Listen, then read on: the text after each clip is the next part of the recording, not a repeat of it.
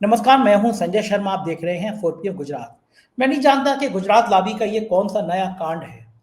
आज ट्रंप से बेइज्जत होने के बाद प्रधानमंत्री गुजरात गुजरात गुजरात याद आ रहा है। प्रधानमंत्री सोमनाथ में डगर डगर घूम रहे हैं। योगी आदित्यनाथ हिंदुत्व का राग आलाप रहे हैं। मोहन भागवत कह रहे हैं हिंदू राष्ट्र बनेगा। क्या हिंदू राष्ट्र में मनुस्मृति को राष्ट्रीय किताब का दर्जा दिया जाएगा? क्या दलितों को सम्मान से जीने का हक मिल पाएगा? क्या अयोध्या मथुरा के मुख्य पुजारी दलित हो पाएंगे? क्या संघ प्रमुख का ब्राह्मण की जगह दलित होगा? आखिर कौन सा हिंदू राष्ट्र बनाना चाहते हैं? अजीत डोभाल कह रहे हैं कि युवाओं के दिल में आग जलनी चाहिए। अपने बच्चे विदेश सेटल कर दिए, धंधा कर रहे हैं। नेताओं के, मंत्रियों के बच्चे विदेश सेटल हो गए और आपके बच्चों के सीने में वो आग धकता रहे हैं। ये खतरनाक साजिश है, ये खतरनाक बात है। आपको इससे सचेत रहना होगा। दैनिक भास्कर के राजनीतिक संपादक केपी मलिक से मैंने बहुत शानदार बातचीत की है। उम्मीद है आपको पसंद आएगी। चलता हूं आपको केपी मलिक के पास। बताइएगा जरूर बातचीत कैसी लगी। आपको अच्छा लगे तो ये 4PM गुजरात को सब्सक्राइब करिए, ज्वाइन करिए और अपने दोस्तों से भी कहिए कि ज्वाइन करें। 200 रुपए प्रति माह अगर मदद कर सकते हैं तो 4PM की मदद करें। मैं आपका आभारी होऊंगा। चलते हैं केपी मलिक के पास। 4PM न्यूज नेटवर्क में बहुत बहुत स्वागत है केपी मलिक साहब। स्वागत, बहुत बहुत स्वागत। धन्यवाद संजय जी। केपी मलिक साहब, मैं इंटरमीडिएट में था तब से मैं रजनीश को, ओशो को बहुत सुनता हूँ और कल रात को भी मैं सुन रहा था ओशो को। तो कल एक ओशो का वीडियो छोटा सा था, उसमें ये कहा था कि भाई हम कहते हैं अंग्रेजों ने हमें इतने साल तक गुलाम बना के रखा, हमको शर्म नहीं आती। मुट्ठी भर अंग्रेज थे और वो आके हमें गुलाम बना के चले गए। देश में जो आया वो हमें गुलाम बना के चला गया। कारण क्या था? मतलब उन्होंने एक लाइन से गिनाया कि किस किस ने हमें गुलाम बनाया और हम गुलाम बनते चले गए। उन्होंने कहा कि कारण ये था कि हम विज्ञान से दूर होते चले गए, बाबाओं के चक्कर में पड़ते चले गए। भाव यही था। चीन विज्ञान की तरफ बढ़ता चला गया और हम बाबाओं के चक्कर में पड़ते चले गए। मैं सुबह देख रहा था कि केशव मौर्य जिस बाबा से के लिए कह के आए थे इलाहाबाद में डीएम से कि इसके रोटी सेकना बंद कर दो, अब केशव मौर्य ने उसको हड़काया था तो योगी आदित्यनाथ खुद वहां पहुंच गए और बाबा जो है वो 2-3 करोड़ की गाड़ियों से वहां पे आए हैं। इन बाबाओं की अय्याशियों के किस्से, इस तरह के तमाम बाबाओं की अय्याशियों के किस्से समाज में आते हैं। अरबों रुपए की संपत्ति है, टैक्स वैक्स देते नहीं है आमतौर पे। ये पैसा कहाँ से आता है? ये पैसा उन गरीब लोगों के पास से आता है, उन मध्यम वर्ग के लोगों के पास से आ सकता है जिन्होंने, बाबा ने जिनको स्वर्ग का रास्ता बता रखा है कि तुम पुण्य का, ये वाला पुण्य का काम करोगे तो तुम्हें मोक्ष मिल जाएगा। और ऐसे ही रास्ता आशाराम क्षमा कीजिएगा, ऐसा ही रास्ता आशाराम बापू बताया करते थे कि मोक्ष तुम्हें इतना भक्ति भाव से मिलेगा। खुद कौन सी भक्ति कर रहे थे, जेल में आजकल किस्सा सुना रहे थे। मैंने बड़े करीब से हरिद्वार के, अयोध्या के आश्रमों को देखा है। दुनिया का कोई ऐसा नशा नहीं होता है जो इन आश्रमों में ना हो, कोई ऐसी अय्याशी नहीं होती है जो इन आश्रमों में ना हो। जो बाबा जिसको मौत का, जिंदगी का भय खत्म हो जाना चाहिए, लाभ और मोह का सब तृष्णा खत्म हो जानी चाहिए, वो बाबा आजकल अय्याशियों के नए नए सोपान कर रहे हैं, करोड़ों की गाड़ियों में चल रहे हैं। एक बाबा है जिनको दिखाई नहीं देता, पता नहीं उनको किस मोदी जी उनको अपना भाई कहते हैं, लोग उनके चरणों में लौटे रहते हैं और इतना घिनौना आदमी है वो, इतना घिनौना आदमी है।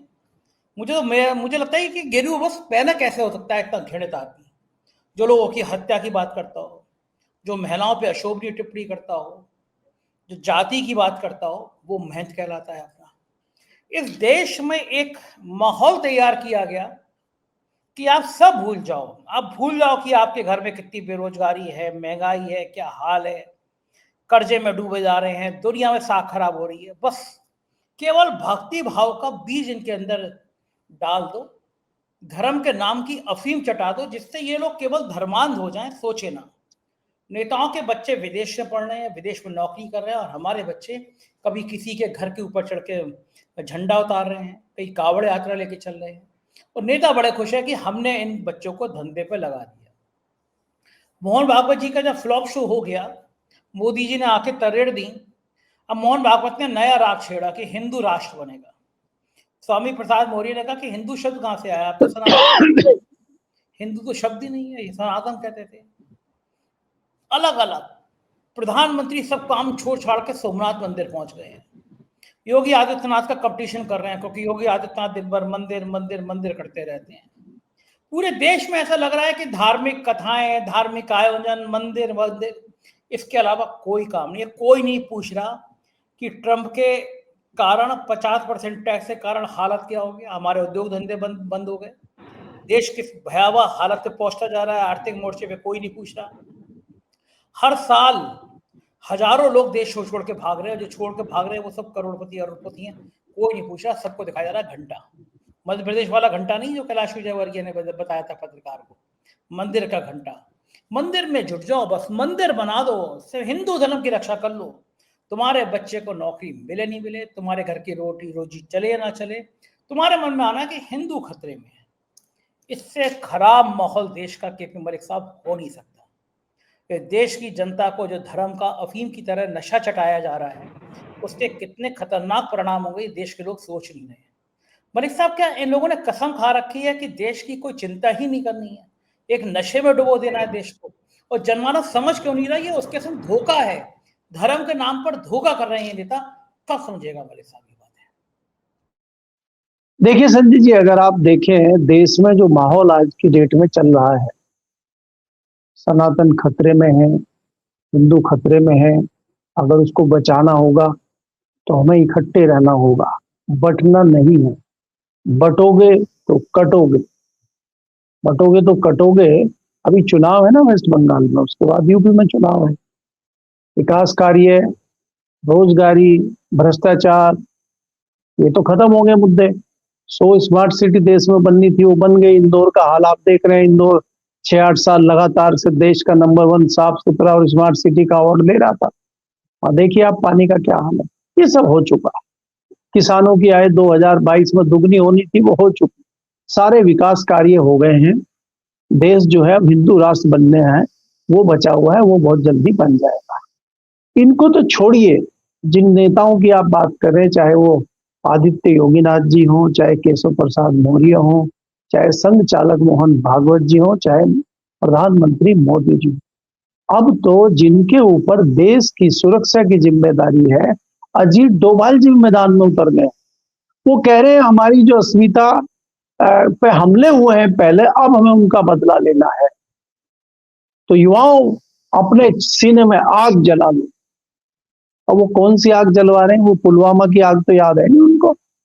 वो पहलगांव में क्या हुआ उस पर तो वो जवाब दे नहीं रहे, कुछ 22 आदमी मारे गए। दिल्ली में बम विस्फोट हुआ, उस पर तो वो कुछ बोल नहीं रहे। वो युवाओं के सीने में आग जलवा रहे हैं। तो क्या कोई सवाल उनसे पूछे? जो उनके 2 सुपुत्र हैं, उनके सीने में कहाँ आग जल रही है? वो कौन से मंदिर में झंडा लेके चल रहे हैं? वो तो पहाड़ से आते हैं। वहां एक लड़की की अस्मिता पे जो हमला हुआ है, क्या उसमें इनका परिवार भी आया है क्या? महीने भर से आंदोलन उत्तराखंड में चल रहे हैं। तो देखिए, ये भरमाने और फुसलाने वाली चीजें हैं, और जनता बहलावे फुसलावे खूब आती है। बता दीजिए, जो यहाँ के बच्चों को हिंदू राष्ट्र बनवा रहे हैं और सीने में आग जलवा रहे हैं, डोभाल साहब के बच्चे क्या कर रहे हैं, जरा ये भी बता दीजिए। देखिए, डोभाल साहब के बच्चे सब अपना बिजनेस व्यापार कर रहे हैं विदेशों में, सब अपना बढ़िया काम कर रहे हैं। झंडे की जिम्मेदारी, मन में आग नहीं जल रही, वो हिंदुस्तान छोड़ के विदेशों में बैठे हुए हैं, उनके नहीं देखिए उनका मामला तो सब रिजर्व हो चुका है ना। वो तो भगवान के यहाँ, उनके यहाँ जो है हाजिरी लगी हुई है, उनको कोई दिक्कत नहीं है। वो तो जैसे ये होता है कि स्वर्ग में उनके यहाँ स्थान बुक है और वहाँ कोई दिक्कत नहीं है, वो तो कर चुके जो करना है। हमें अपना जीवन सुधारना है, हमें धार्मिक ध्वजा लेके चलनी है, ये काम हमारा और हमारे बच्चों का है।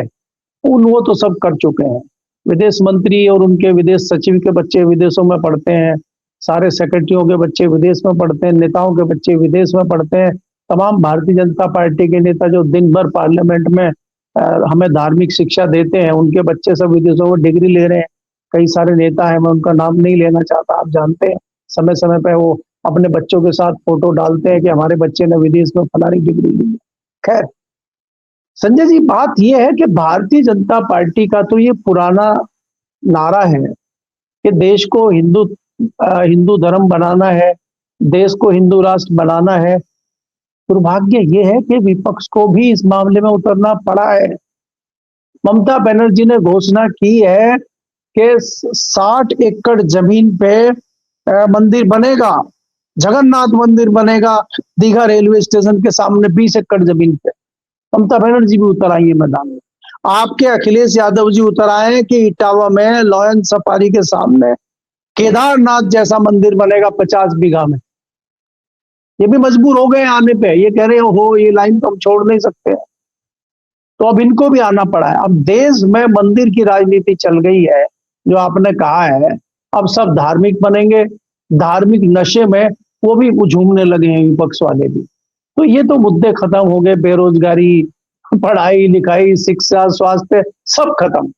चाइना का बजट देख लीजिए, शिक्षा पर वो कितना खर्च करता है। हम मुश्किल से 3-3.5% बजट खर्च करते हैं शिक्षा पे, और चाइना 11% करता है। चाइना में आज से मेरे ख्याल से 15 साल पहले 400 की स्पीड पर ट्रेन चल रही है, हम अभी 60-70 वाली स्पीड पर झूम रहे हैं, और उसको हाई स्पीड ट्रेन बना के अपना बम बम कर रहे हैं, और हमारे रेल मंत्री रील बना रहे हैं लगातार। तो ये तो देश का हाल है। और हिंदू राष्ट्र अगर देश में बन जाएगा और सारे मामले का समाधान हो जाएगा, तो हमसे पहले तो पाकिस्तान का समाधान हो जाना चाहिए था।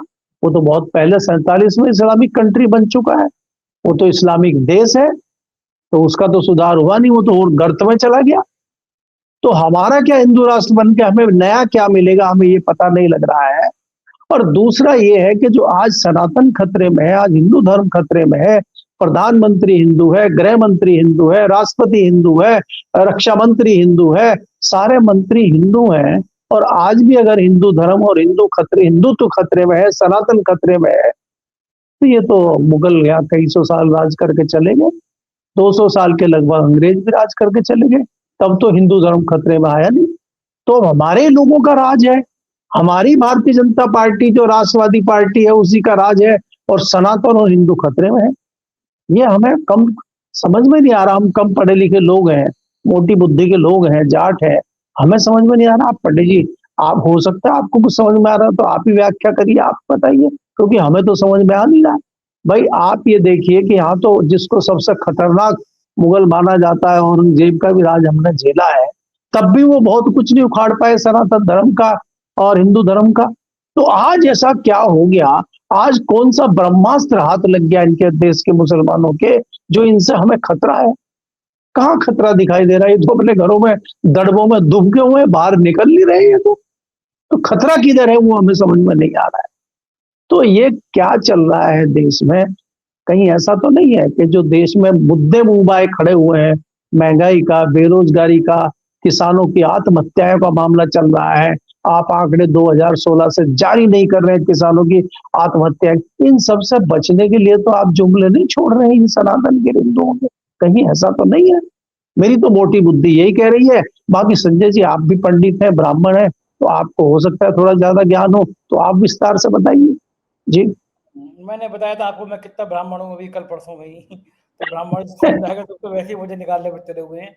लेकिन बड़ी हैरानी की बात है कि देश की, खैर गोदी मीडिया से तो हमें उम्मीद भी नहीं है, वो तो और इस बात को आग लगाएगा, जहाँ पे नफरती चिंटू बैठे हुए हैं वो तो आग लगाएंगे। लेकिन देश के एक बड़े वर्ग को ये सोचना चाहिए, अब समय आ गया, उसको किसी भी माध्यम से जागृत करना चाहिए कि देश खतरनाक मोड़ पे चला जाएगा। अब भागवत जी ने कहा कि हिंदू राष्ट्र बनेगा, ये हिंदू राष्ट्र होना चाहिए। तो हिंदू राष्ट्र में क्या दलितों को घोड़ी पे चढ़ने का अधिकार मिल जाएगा? दलितों को बड़े साहब की हवेली के सामने से सिर झुकाए बिना जाने का अधिकार मिल जाएगा? क्या अभी भी जो गांव में परंपरा है कि बांध के झाड़ू और निकलना पड़ता है, वो खत्म हो जाएगा क्या? क्या अब राम जन्मभूमि और मथुरा जैसे, काशी विश्वनाथ जैसे मंदिरों में मुख्य पुजारी पिछड़े और दलित हो जाएंगे क्या? क्या मनुस्मृति को जला दिया जाएगा? जो मनुस्मृति समाज में भेदभाव करती है, क्या उसकी नफरत की आंधी को खत्म कर दिया जाएगा? ऐलान कर दिया जाएगा कि भारत में मनुस्मृति नहीं, भारत में संविधान का राज होगा। ये मनुस्मृति एक नफरत की किताब है, इसकी निंदा कर पाएंगे क्या आरएसएस के प्रचारक मोहन भागवत जी? अगर हिंदू राष्ट्र बनाना है तो मनुस्मृति तो बाधा हमें आएगी ना, कि जहाँ पे पंडित जी के सारे खून माफ हैं, और किसी शूद्र ने अगर वो काम कर दिया तो उसके लिए सारे इतने पाप हैं कि क्या हाथ काट दो, पैर काट दो टाइप की चीजें हैं उसके अंदर। क्या उस नफरत की किताब को जला दिया जाएगा? क्या होगा इस देश में? या उसके साथ ही हिंदू राष्ट्र बनाने की तैयारी है कि मतलब पंडित जी का जलवा कायम रहेगा, हिंदू राष्ट्र में पंडित जी की पोबारे रहेगी, बाकी सब समाज में नीचे हैं, पंडित जी सबसे ऊपर हैं? कौन सी टाइप का हिंदू राष्ट्र बनाने की संकल्पना कर रहा है? क्योंकि संघ के जो मुख्य संघ चालक हैं आज तक एक रज्जू भैया जो क्षत्रिय थे, उनके अलावा सारे के सारे ब्राह्मण हुए हैं। तो उन्होंने तो संघ ने तो मान लिया कि देश में पहला हक ब्राह्मणों का है, पंडितों का है, वो तो अलग से कहीं से आते हैं, उनकी एक विशिष्ट प्रजाति होती है, तो ऊपर से भगवान जी अलग से पैदा करते हैं। अब वो तो पता नहीं, मेरे अंदर तो मुझे तो कुछ ऐसी बात नजर नहीं आई कि मेरे मुझसे ज्यादा काबिल है। मैं तो उनको देखते रहता हूँ, उनकी काबिलियत को देख के हैरान रहता रहता हूँ। तो मुझे तो लगता है कि अगर योग्यता का मानना आ जाए तो मैं ब्राह्मणों के बहुत नीचे हूँ, वो दलितों के बहुत ऊपर है। मुझे कोई वेद और उपनिषद नहीं पता, मेरा कोई इंटरेस्ट भी नहीं है उसको जानने में, क्योंकि मैंने रजनीश को इतना सुन लिया, मुझे मनुस्मृति को इतना पढ़ लिया कि मुझे जिंदगी में उस किताब को छूने का भी मन नहीं करता। ढोर गवार शूद्र पशु नारी जे सब ताड़न के अधिकारी, ये दिमाग जब से मेरे दिमाग में एक शोभलू हुआ, मैंने सुंदरकांड पढ़ना बंद कर दिया। क्योंकि किसी भी कवि की, किसी भी लेखक की रचना में अगर महिलाओं का सम्मान नहीं है, शूद्र का सम्मान नहीं है, तो काहे की वो पाठ, काहे की पूजा। जिस बाबा के अंदर इतनी नफरत हो, किसी की हत्या की बात करे, किसी की सिर्फ जवान काटने की बात करे, काय का बाबा, काय का, उससे अच्छे बाबा तो हम है कि हम दुनिया में किसी से नफरत नहीं करते। हम उससे तो हजार गुना अच्छे हैं हमें कि हमारे अंदर कोई मोह माया लोभ उनके मुकाबले में बहुत कम है। मैं ये नहीं कह रहा नहीं है, लेकिन बहुत कम है। तो ऐसे संतों के भरोसे देश को ले जाने वाला, तो क्या ये पंडितों का शासन लाना चाहते हैं मोहन भागवत पूरे देश में? देखिए संजय जी, ये बात आपने बिल्कुल सही कही है कि अगर सबसे पहले बदलाव मोहन भागवत जी को करना है, तो सबसे पहले तो आपने भी गिनवाया है कि भाई आज तक 7 संचालक हुए हैं और साथ में एकमात्र रज्जू भैया ठाकुर समाज से आते थे। इसके अलावा सारे पंडित बने हैं, और वो भी चित पावन पंडित बने हैं, मतलब चित पावन ब्राह्मण बने हैं। कोई वैसे हल्के फुल्के आप जैसे ब्राह्मण नहीं बन पाए, वो नहीं पहुंच पा रहे वहां जिनका नाम ब्राह्मण। हल्के फुल्के। हाँ, तो यूपी वालों को तो बहुत, यूपी को और बिहार वाले पंडितों को तो वो बहुत ज्यादा पंडितों में गिनते भी नहीं है। वो तो साउथ के जो चित पावन ब्राह्मण होते हैं उन्हीं को असली ब्राह्मण माना जाता है। क्योंकि मुझे जितनी, मेरे जैसे को तो और नहीं गिनते हैं। एक आए थे वो ब्राह्मण सभा के राष्ट्राध्यक्ष थे, वो मुझे सम्मानित करना चाहते थे। थोड़ी देर बाद बोले जनेऊ पहनते हो? मैं कहा नहीं, मैं तो एक सोने की चैन है वो चैन पहनता रहा हूँ। फिर बोले घर में तुलसी के पेड़ है? मैं कहा वो तो लगा रखा है, क्योंकि चाय पीने में तुलसी बड़ा बढ़िया होती है। गाय होनी चाहिए। हमने कहा फ्लैट पे रहते हैं, कुत्ता है बहुत जर्मन शेफर्ड, उसको बच्चे की तरह प्यार करते हैं कुत्ते को। तो थोड़े उत्तेजित होने लगे। बोले आजकल के लोग तो ऐसे हैं कि अंडा खाने लगे। हमने कहा हम तो मीट भी खाते हैं और 365 दिन खाते हैं, कोई दिन हमारे लिए नहीं है, मंगल हो चाहे नवरात्रि हो। तो नाराज हुए। मैंने कहा भैया मैं तो कलकत्ता में गया था, मैं उस मंदिर में गया था जहाँ पे रामकृष्ण परमहंस ने साधना की है। वहाँ पे 2 कुंड बने हुए थे, एक में भैंसे की बलि दी जाती है और एक में बकरे की बलि दी जाती है। उसका खून जो है उसमें सिंदूर में मिला के दिया जाता है, प्रसाद होता है, वो मीट प्रसाद के रूप में बनता है। कामाख्या देवी में बलि दी जाती है। तो मैंने कहा यहाँ तो शास्त्रों में भी है, और मैंने कहा अब तो आप बीजेपी के हमारे किरण रिजिजू जैसे मंत्री हैं, लेकिन अब तो अलग कर दिया कि बीजेपी के प्रवक्ता ने कह दिया कि वहां की गाय वो खा सकते हो, यहाँ की गाय नहीं खा सकते। हाँ, पर अलग प्रजाति की। तो ऐसा कुछ बिरादरी ऐसी हो जाएगी, कुछ तरह हमारी तरह के पंडित हो जाएंगे जो खा पी सकते हैं। मतलब अब तो मैंने शराब वराब छोड़ दी, लेकिन मैं 5-6 महीने पहले तो वो पंडित जी बेदक गए। मैंने कहा मैं तो स्कॉच भी पीता हूँ, मैं मांस भी खाता हूँ। तो मैंने किसी धार्मिक आयोजन की वजह से नहीं छोड़ी, वजन कम करना था इसलिए छोड़ी। तो बेचारे वो मेरे को सम्मान करने आए थे, मेरी चाय भी बिना पिए चले गए। पंडित जी वो सुनते होंगे तो गाली देते होंगे कि पंडित को नाम पे कलंक है, ये कैसा पंडित है जो इस तरह वामपंथी बातें करता है। आधे लोग तो मुझसे कहते हैं ये वामपंथी है, ये नास्तिक है, इस तरह की बातें। लेकिन मैं विधिवत पूजा करता हूँ, ईश्वर में मेरी आस्था है, मुझे हनुमान जी बहुत अच्छे लगते हैं, पूजा करता हूँ। लेकिन इस तरह के कुतर्कों से मेरा कोई वास्ता नहीं है। ये जो बिल्ली देखिए संजय जी, अगर आप पाखंडवाद, ये सब मैं नहीं मानता। संजय जी अगर आप पाखंडवाद नहीं करेंगे, अगर आप इस तरह का दिखावा नहीं करेंगे, तो आपको पंडित या ब्राह्मण नहीं माना जाएगा। इसमें आप पूजा करें ना करें, आप पर्दे के पीछे खूब नॉनवेज खाएं, खूब उल्टे सीधे कर्म करें आप, और आप खाली दिखावा करें तो आप असली पंडित हैं। आप देखिए, आप गौ माता की बात करते हैं, आप पंचगव्य से कैंसर का इलाज करते हैं। आपको पता है, अभी 2 दिन पहले आज के इंडियन एक्सप्रेस में भी खबर छपी है विस्तार से, पंचगव्य के कैंसर के इलाज के संस्थान में मध्य प्रदेश में करोड़ों का घोटाला पकड़ा गया है कि हमने इतने का गाय गोबर खरीदा है, इतने का गौमूत्र खरीदा है। और गौमूत्र वहां पे कैसा होता है गोवा में, वहां पे कैसी गाय समुद्र के किनारे चरती हैं, उसका विचरण देखने के लिए कई वैज्ञानिक जो है उनके, वो लगातार गोवा गए समुद्र के किनारे। आप देखिए, पूरे भारत को छोड़ के वो गोवा गए पर्यटन करने। तो कितने बड़े घोटाले सरकार में चल रहे हैं इन गाय माता के नाम पे। गाय माता के नाम पे कितने बड़े बड़े घोटाले हो रहे हैं उत्तर प्रदेश में। बाहर जाने की जरूरत नहीं है। प्रबंधन के रूप में, गौशाला के रूप में, उनके चारे के रूप में किस प्रकार से इतना पैसा का भ्रष्टाचार हो रहा है, वो होता रहे, लेकिन गौ माता जिंदा रहे। आपने देखा कई अभी कई 23 दिसंबर को मुझे गोवा में बुलाया गया था लोहिया जी के ऊपर बोलने के लिए, मैं गया था। और अभी 2-4 दिन पहले भड़ास वाले यशवंत गए थे, उन्होंने वहां पे डाला फोटो बना के कि यहाँ बीफ के कबाब बड़े अच्छे मिलते हैं। तो मैं गया तो मैंने भी पोस्टर देखे थे, मैं चौंका। मैंने अभी मालूम किया कि यहाँ कांग्रेस की सरकार है। बोले नहीं, ये तो बीजेपी की सरकार है। मुझे याद आया बीजेपी की सरकार में लिखा हुआ बड़ा बड़ा बीफ के कबाब बड़े अच्छे मिलते हैं। अब मुझे बताओ कि वहां पे सरकार अखिलेश यादव की तो है नहीं, भाजपा की सरकार में लिखा हुआ बीफ के कबाब मिलते हैं। वहाँ पे बीफ बहुत बढ़िया तरह से खाया जाता है। पूर्वोत्तर के राज्यों में मैं गया तो वहां पर चला कि वहां तो गाय के काट के खाई जाती है। तो एक कानून लिया ना पार्लियामेंट में कि जो गौ हत्या करेगा उसके लिए फांसी की सजा हो जाएगी। ये कानून क्यों नहीं लाते? अगर गाय माँ है तो गाय के लिए कानून लाओ। 1000 चीजों के लिए कानून ले तो एक कानून ये भी ले आओ। क्यों नहीं आप शराब बंद कर देते हो? शराब बहुत बुरी चीज है। बिहार में बंद है, गुजरात में बंद है, ये बात अलग है कि ब्लैक में दुगनी रेट में मिल जाती है। इसी तरह पूरे देश में शराबबंदी करो। बोलोगे भी, खाओगे भी, ये तो अजीब बात है। यहाँ पे हलाल बहुत बुरा होता है। अभी मोदी जी गए वहां पे कह रहे थे हमारे तो भारत जो है वो हलाल सर्टिफिकेट वाला देश है। क्या गजब नौटंकी करते हैं मलिक साहब, ये लोग गजब ही हैं। नहीं तो संजय जी, आप देखिए गुजरात में प्रतिबंध है, शराब पर भी प्रतिबंध है, गौ हत्या पर भी प्रतिबंध है। आप जाइए चर्चा कर लीजिए अपने कुछ पत्रकार दोस्तों से और पता कर लीजिए क्या गुजरात में गौ हत्या नहीं हो रही है? क्या वहाँ शराब का वितरण नहीं हो रहा है? क्या राजस्थान में नहीं हो रहा है? मध्य प्रदेश में नहीं हो रहा है? उत्तर प्रदेश में नहीं हो रहा है? तमाम जगह सरकारें, इन्हीं के लोग करवा रहे हैं, इन्हीं के लोग बिजनेस कर रहे हैं। तो ये तो बेईमानी है हमें इस चीजों पर बहस करना। बात ये है कि आप किस लेवल तक सामने वाले को मूर्ख बना सकते हैं, किस लेवल तक आप हिंदू धर्म और मुस्लिम धर्म में बांट के वोट हथिया सकते हैं। संजय जी, चर्चा ये है कि आज वेस्ट बंगाल में चुनाव है और चुनाव हमें किसी भी कीमत पर जीतना है। ममता बनर्जी को चाहे हमें ईडी सीबीआई का प्रयोग करना पड़े, और जब वो भी हम ना कर पाए तो फिर हमें अपने असली एजेंडे पर उतरना ही पड़ेगा। भारतीय जनता पार्टी का किसी भी चुनाव जीतने के लिए सीधा सीधा एजेंडा हिंदू मुस्लिम का होता है। भारतीय जनता पार्टी की यह मजबूरी है कि हिंदू मुस्लिम का जो एजेंडा है उसकी छतरी के नीचे ही आना और उसी पर चुनाव जीतना। आप देखिए उत्तर प्रदेश में अगले साल चुनाव है। उत्तर प्रदेश में सिर्फ और सिर्फ हिंदू मुस्लिम के एजेंडे पर चुनाव होगा और कोई एजेंडा उत्तर प्रदेश में नहीं है।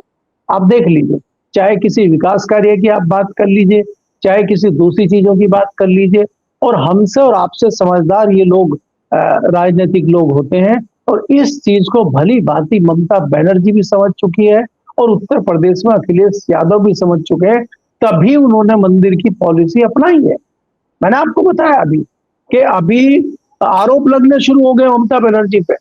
कई मुसलमानों ने सवाल खड़े कर दिए कि ममता बनर्जी सरकारी पैसे का दुरुपयोग कर रही हैं और वो मंदिरों में पैसा खर्च कर रही हैं, और जो हमारे क्रांतिकारी नेता बाबरी मस्जिद लेके आ रहे हैं उसमें वो चंदा नहीं दे रही है।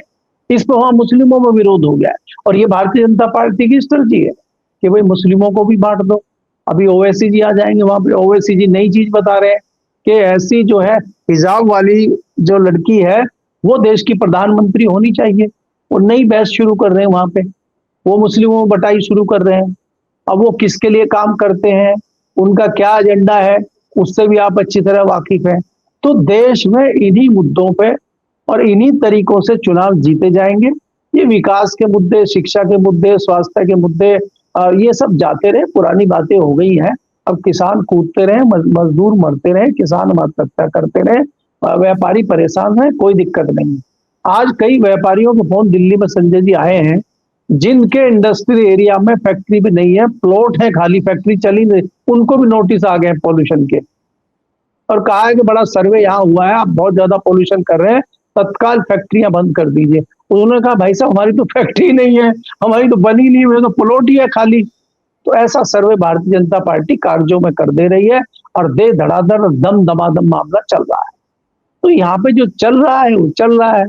अब हिंदू धर्म ऐसा है कि इसके पीछे तमाम लोग चल रहे हैं, बड़े मामले चल रहे हैं। आपने अभी बताया कि अयोध्या में अभी जो है स्नान चल रहा है, योगी जी भी स्नान करने गए हैं, और जो बड़े बाबा, एक नए बाबा आए हैं, उनके यहाँ 2 करोड़ की गाड़ियां हैं, और 2 करोड़ की गाड़ी में वो चलते हैं और लगातार भंडारा वहां पे चल रहा है। इनकी कौन सी इंडस्ट्री चल रही है? ये 2 करोड़ की गाड़ी ले आएगी? कोई पूछेगा इनसे कि भाई आपके पास 2 करोड़ की गाड़ी आई है, कल को आप ले आइए 20 लाख की गाड़ी, आपके यहाँ इनकम टैक्स का छापा पड़ेगा, कहां से 20 लाख आए बताइए जरा। इनको कोई नहीं पूछ रहा कि भाई आप जो है हर 6 महीने में 2-2 करोड़ की गाड़ियां ला रहे हैं, आपके पास पैसा कहां से आ रहा है, कोई पूछने वाला है इनको? चार्टर्ड प्लेन में घूम रहे हैं बाबा, एक बाबा चार्टर्ड प्लेन में घूमते हैं, एक तरफ वो हनुमान जी की मूर्ति रखते हैं एक सीट पे, एक पर खुद बैठते हैं, और बाकी चमचे चेलों को पीछे बिठाते हैं, चार्टर्ड प्लेन चला जा रहा है। चार्टर्ड प्लेन का खाली ईंधन कितना महंगा है संजय जी, खाली इसकी जानकारी कर लीजिए आप। 1 घंटे में वो कितने लाख का पेट्रोल उड़ाता है, स्पेशल पेट्रोल आता है उसके लिए। तो ये कहां से आ रहा है साहब, कोई नहीं पूछने वाला है। और एक साधारण व्यापारी, एक साधारण किसान, साधारण आदमी के पास 10-20 लाख आ जाए, उसके घर ईडी, सीबीआई और इनकम टैक्स सब पहुंच जाएंगे। तो ये देश में हिंदू धर्म के नाम पे आप कुछ भी करिए, आपको छूट है, यहाँ कोई दिक्कत नहीं जी। बहुत खराब हालात हैं, अंधेर नगरी चौपट राजा, टका शेर भाजी टका शेर खाजा। बहुत बहुत शुक्रिया केपी मलिक साहब, आपने मुझसे बातचीत की, समय दिया, थैंक यू। ये थे केपी मलिक जी, पूरी बातचीत आपने सुनी, कैसी लगी बातचीत बताएगा जरूर, शुक्रिया, थैंक यू।